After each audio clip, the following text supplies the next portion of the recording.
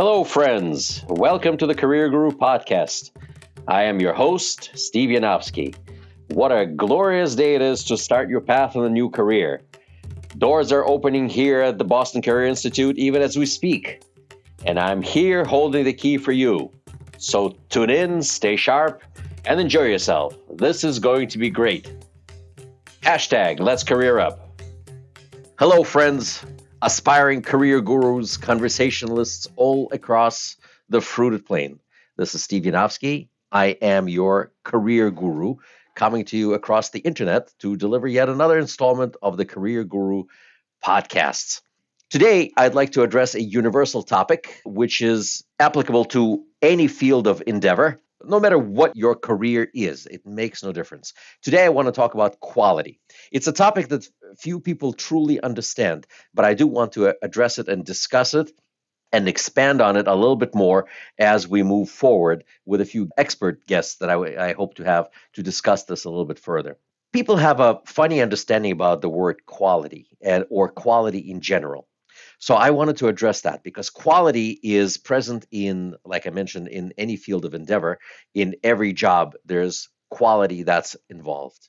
So first things first, I want to address the word quality as it pertains to work.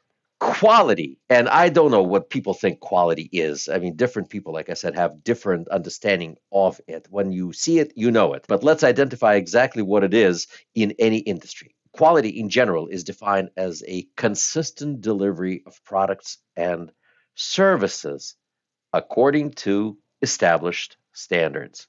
So let me say it again.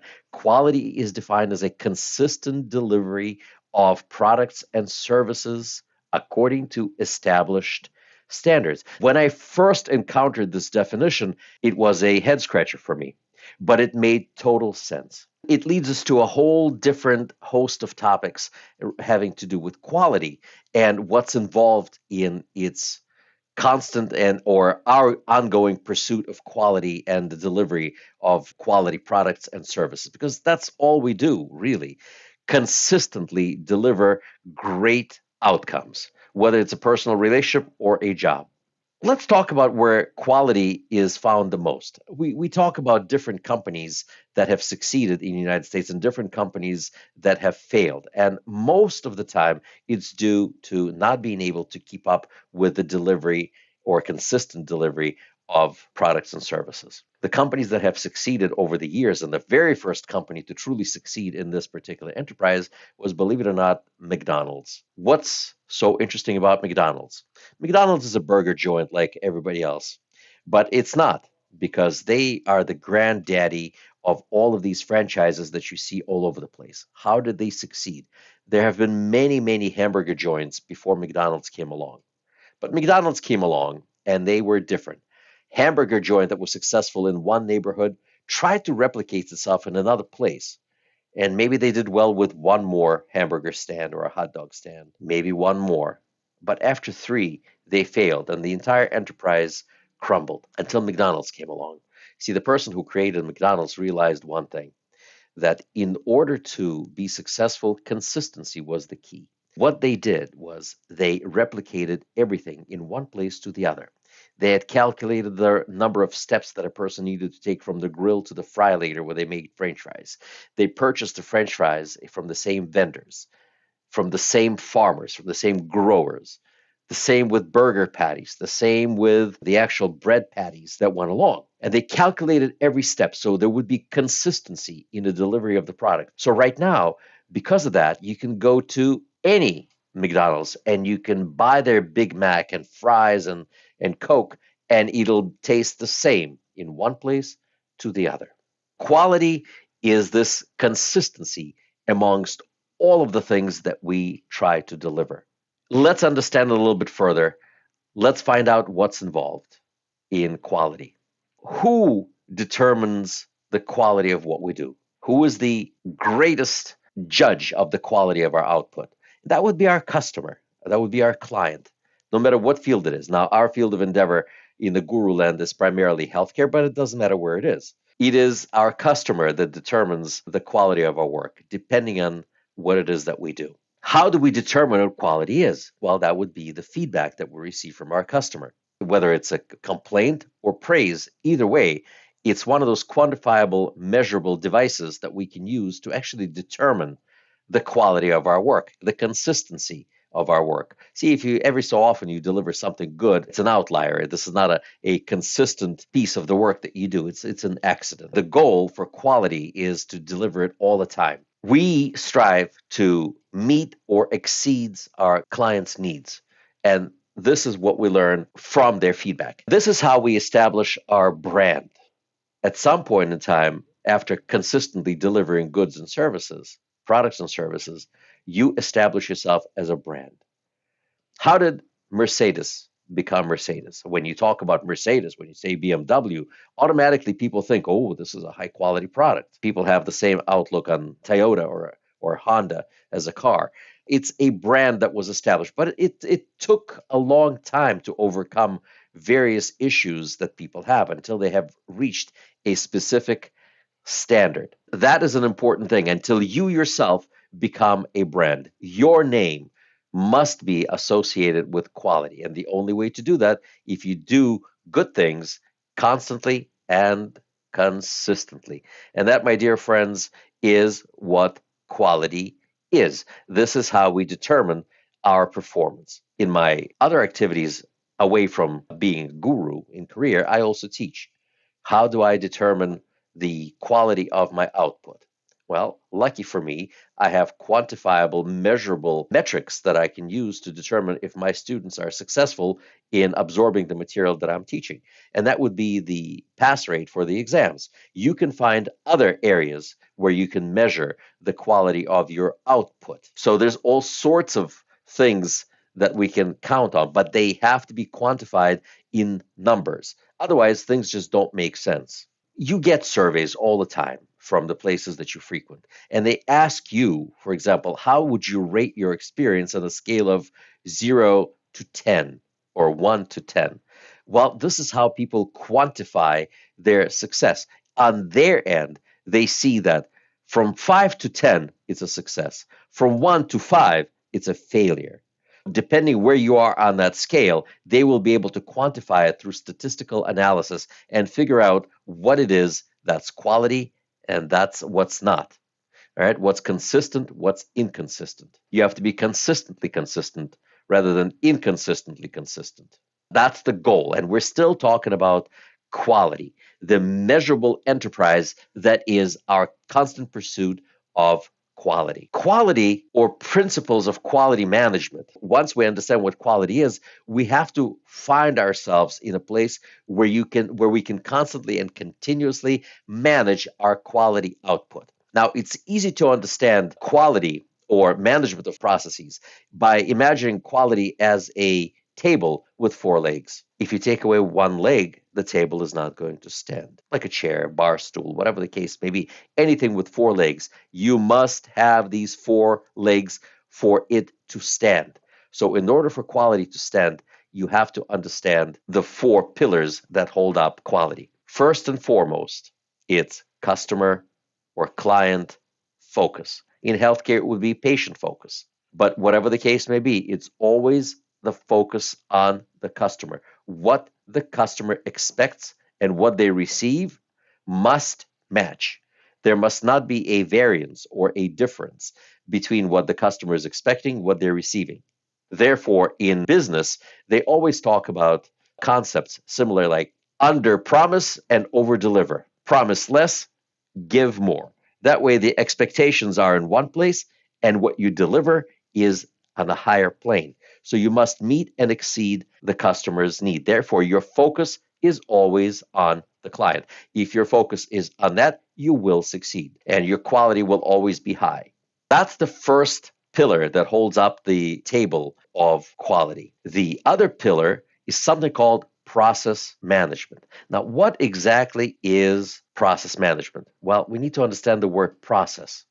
Process is an interesting thing. It's just a word, but what does it mean? Process means work. Every time they say process, they mean work. And when they mean work, the work is meant to be sequential, meaning step by step by step. How did a company formerly known as Dunkin' Donuts, now called Dunkin', succeed in making this tremendous enterprise where they sell coffee? Same thing, by the way, with Starbucks. I'm not promoting one brand over another, but whatever the case may be, they manage their process. They manage the sequence of their operations. To make a pot of coffee successfully, you must follow specific steps, which must not be violated. If you skip a step, the quality is no longer there. There is a difference in what you do. I use the term variance. Variance is a very important term in management of quality. Variance, like I said, the word variance means a difference between what you must have and what you actually have. When you're making a successful cup of coffee, it must be of a specific temperature. How do you do that? You make sure you measure that temperature. And I'll talk about that in just a little bit. But I always make these comparisons to these successful companies that did well. And they do well by consistency, constant delivery, consistent delivery of products and services, and always focusing on their client. That is the key. No matter what industry you're in, if you provide client focus, in healthcare, it's patient focus. If you focus on process management, meaning making sure that every step is followed every step of the way, you're in good shape. Now, that's the second pillar that holds up that four-legged stool or four-legged table, whichever image you want to conjure up in your mind. The other pillar, the other leg of this is what we call in the industry continuous quality improvement. Continuous quality improvement is your ongoing pursuit of staying within the industry standards, making sure that you're staying current and bringing up your company's or your department's standard, your personal standards, to meet the current industry standards. It's an ongoing process. It's a relentless pursuit. It's staying current with business trends and other trends within your industry trends, whatever the case may be, to make sure that your quality matches that of the industry. That's another good one. Last but not least is something that we call making fact-based decisions. See, we must never make decisions based on hearsay. You're going to go ahead and do something, but you're not sure. And you call a friend of yours and say, hey, how do I do that? And your friend scratches his head and says, well, I think you do it like that. That's not what we call a fact-based decision. I mean, it may very well be, depending who your friends are. But that's not what we do. There are printed and readily available industry standard materials that drive your particular industry, your particular field of endeavor. This is what you use, including that of company policy. Sometimes you can rely on what your supervisors say, your direct managers, and so on and so forth. But what if you are the manager? Where do you go for that? Well, you go to company policies, printed manuals, original equipment manufacturers' instructions for use. This is what we call fact-based decisions. And these are the pillars of quality management. If you understand that, you're in an excellent position to succeed. By the way, that applies to learning too.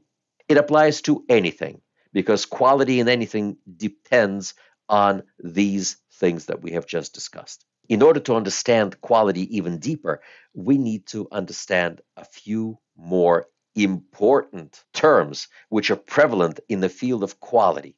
Quality assurance, quality improvement, all of these things use specific and very precise terminology that means something to people who understand quality. And by the way, I want to tell you that in your field of employment and in your field of endeavor, understanding this terminology and speaking the words of quality, quality improvement, understanding what quality is, understanding the principles of quality management, and understanding the terminology that we're about to explore, this is key to your professional advancement, which is why I'm talking about quality. This is why I chose this topic, and that's why we're going to be talking more to experts in this field. One of the words which are very specific to the field of quality and employment and in everyday life today is this word that's being bandied around without truly understanding what exactly it means. But I'm going to talk about it and tell you exactly what this word is. This word is empowerment. Now, who hasn't heard of empowerment? But this word means different things to different people. The definition of empowerment in the sector of employment is as follows. Now, ready for this? I'm going to repeat it several times and explain it. Empowerment is the act of granting authority. Authority means power to employees to make decisions, and here it is, within their area of responsibility. Let me say it again. The act of granting authority to employees to make decisions within their areas of responsibility. That doesn't mean act of granting authority to all other areas. No, just your limited area of assignment. Wherever you were put, you are empowered to make decisions in that area, not someone else's. That's someone else's job. A few years ago, you may have heard about this event that took place in California. Now, California is known for its long, huge beaches. Those beaches were made famous by this old TV show, Baywatch. I don't know if anybody ever watched it. I never really have, but I know about it. But they talk about lifeguards on these beaches. These are huge beaches. They have on these beaches, they have these towers where lifeguards sit and they watch their sector. And they watch their sector only. Now, a few years ago, this lifeguard noticed that there was a person in trouble in another sector. He took action. He sprung off of his tower. He took his surfboard and made it out to where that person was in trouble. They were drowning and rescued that person to the applause of the beachgoers. And he was promptly dispatched, meaning fired, by the management of lifeguards. It created an outcry in the community across the United States. People demanded that this person would be restored to their position. Ultimately, that person was hired back after much to do. But the management did the right thing and fired that person because that person violated the rules. And that rule was, hey, you stay in your sector. You are empowered to watch your sector, your part of the beach. The other part of the beach belongs to the other person. Just because the other guy was asleep at the tower is a different story. Other action should have been taken. This empowerment confined the person to their zone, which does not mean at all that if you see something wrong in another area, you don't mention it to help improve overall quality. No, that doesn't mean that at all. But if you're responsible for your area, you need to make sure that you are responsible to your area, making sure that nothing happens. And the logic was with the lifeguard was that had somebody else been drowning in his sector, he wasn't there to save them. That is the word empowerment, that we all should feel empowered to make decisions in our area of assignment. Do that and you stay in control and provide consistent delivery of products and services from your area. Now let's explore another word that we talk about when we talk about quality. And that word is defect. I believe I mentioned it a little bit earlier. Defect means a variance from expected standards. A variance means a deviation or a difference.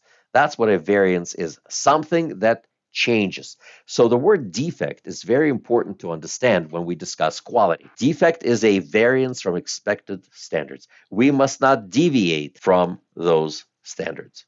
Our standards is what drive the quality.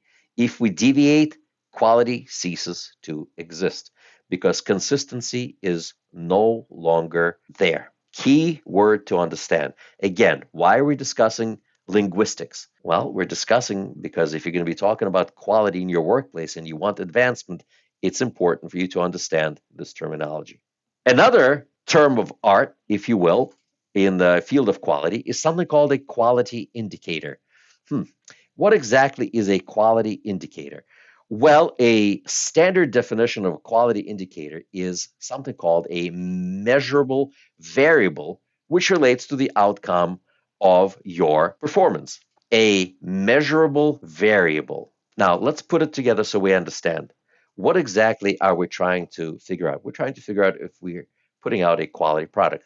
Let's get back to coffee. We're talking about coffee a lot. Well, I like coffee. I think a lot of people do. Otherwise, we wouldn't have so many coffee shops around. How do we know? How does Dunkin' know that they're providing a good cup of coffee? How does Starbucks know that they're providing a good cup of coffee? What is a measurable variable? Well, there are many. For example, how many grams of ground beans do they use per cup? That is a measurable variable. If we're supposed to have 10 grams of coffee grounds, it needs to be 10 grams. measurable. Variable is something that can change.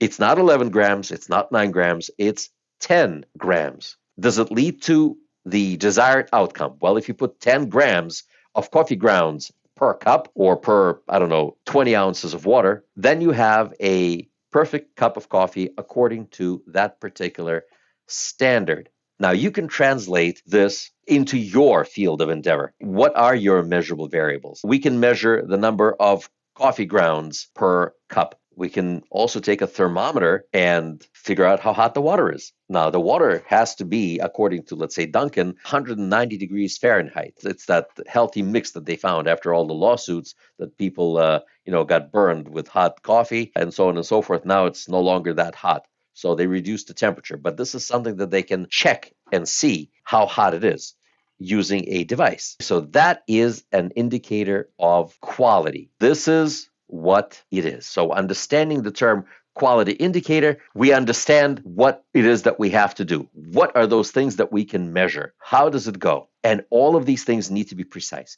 If we can put a number on something, we can mathematically deduce if we're doing the right thing. That leads us to an interesting other term of art, and that term of art is quality control. What is quality control? Well, interesting thing.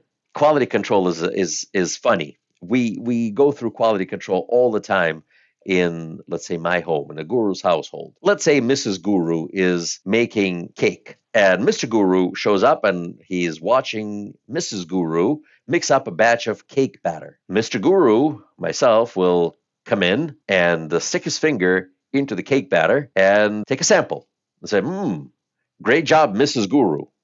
At which point in time, I'm going to be rewarded with a slipper over my head. But this is quality control. Stick your finger and say, may need a little bit more sugar in there. This is a basic way of looking at what quality control is. In a technical sense, what exactly is quality control? It has to be properly regimented. Can't be a finger stuck in the cake batter. It has to be a more measurable effort. The way we talk about quality control in the field of quality assurance, it's a big field, folks, and it's everywhere, is this. Quality control is a technical, statistical sampling method that measures quality. A technical and statistical sampling method that measures quality. Now let's bring it back to coffee. Again, technical means we're using precise equipment to measure something. A thermometer that measures water temperature. We measure water temperature at 8 a.m., 9 a.m., 10 a.m., and so on and so forth every time the machine brews a cup of coffee. We have a measurable numerical value using precise instruments. In this particular case, we're using a timer and we're using a thermometer. So a technical statistical sampling. When we talk statistics, we're talking numbers, we're talking math, which is what I alluded to earlier, that if you can put something in a number, you can measure it, you can massage it, you can find all sorts of solutions using numbers. And that is key. The other interesting term of art is something what we call process improvement. Now, a little bit earlier, I talked about the word process and what it means. Process always means work. When we talk about process, we talk about work. And work is always sequential. And sequential means step by step. So how do we improve our processes, which is plural for the word process? How do we improve it in a prescribed manner? Let's first identify what process improvement is. First and foremost, process improvement is a strategy, meaning something that's based on a plan of finding solutions to eliminate the root causes of problems. So if you are working in an environment and something that's been going on for the last 20 years, and you have been working in that field for the last few years, are you going to change what's been going on for the last 20 years? Well, yes, if we're going for quality improvement, which is what we talked about earlier for quality management, we talked about continuous quality improvement. What was good 20 years ago, what was good last year may not be good this year because we're no longer functioning within standards that we're currently supposed to be following. So our process improvement needs to be up to par with our drive for continuous quality improvement. This is something that must be done. A plan must be developed to eliminate the original source of the problem, and it must be changed so it exists no more. Meaning, sweeping things under the rug is not going to work. Last but not least, we've been talking about quality for almost a half hour now. Let's close this up with something that people refer to as a Sentinel event. In healthcare, Sentinel event is something tragic. But Sentinel events happen anywhere, in any industry. Sentinel events. Why do they call an event a Sentinel event? What is a Sentinel? Sentinel is a guard. You've seen movies where guards stand outside of gates. They're there protecting people within the gates, on one side of the gates, from the forces outside the gate. If a sentinel is asleep, then all sorts of bad people could cross through that gate and walk in unannounced and do terrible things to people inside the walls. In healthcare, it's when a person, a client, or a patient sustains life-threatening injuries or loses their life due to our negligence, I suppose. But it happens in any industry. It may not be as drastic as in healthcare, but our indifference or our negligence to the ongoing issues, to the processes that must have been improved, results in a terrible outcome. Like, for example, when the coffee lids on the cups to go from McDonald's or Dunkin's or etc. changed over the years. They're so much better now. The new cups, the new lids that they provide are just exceptional. The old stuff used to fall apart in your hands and people got burned. Well, these were Sentinel events that changed the industry for the better. Yes, I understand that the cup of coffee that you get right now is not as hot as it once used to be. But that's a small price to pay compared to sustaining third-degree burns. That is something that we all strive to avoid. This is the entire purpose of quality. On the one hand, quality is a consistent delivery of products and services, so you can achieve greater things in your field of endeavor, so you can make more money. And the other side is our client, because everything that we do is based on our client's needs and desires. If we remember that, we're going to succeed. We're going to be more successful. We're going to be rewarded financially for this. On this note, I'm going to end our introductory conversation about quality. I'll be here to answer any questions that you have via email or via the chat features on YouTube, for example. You can write to me if you have any questions about this. I'll be more than happy to answer whatever questions you have until our next meeting, hopefully with some of the leaders in the field and experts in the field of quality and quality improvement. There are many things out there in quality improvement. You can join organizations that work with quality, and those are well sought after certifications. About that another time. In the meantime, I look forward to seeing you.